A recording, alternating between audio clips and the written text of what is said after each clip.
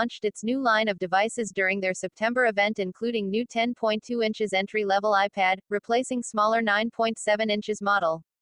They also announced Apple Watch Series 5 with Compass, always on display while keeping same LCD. 3 variants of most awaited iPhone 11 were announced as well, including iPhone 11, iPhone 11 Pro and iPhone 11 Pro Max, alongside some services such as Apple TV Plus and gaming platform called Arcade. I think iPhone 11 is most tempting option out of all 3 iPhones, whereas new midnight green is very attract. I've color and available only for iPhone 11 Pro and iPhone 11 Pro Max. iPhone 11 still houses LCD and roughly same resolution as iPhone XR, which is 828p. Main focus of Apple was on new camera rather than phone itself.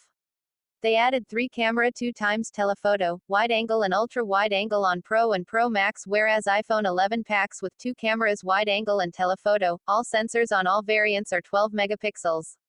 Base memory on all iPhone is 64 GB, whereas 128 and 512 options are available as well.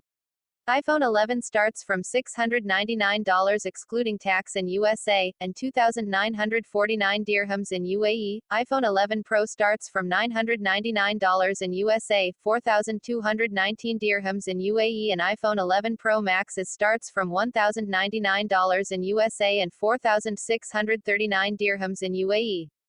All phone will be available for pre-order from the 13th of September and arrive in store in September 20th. That's it for today. Subscribe our channel for more news and reviews. See you soon.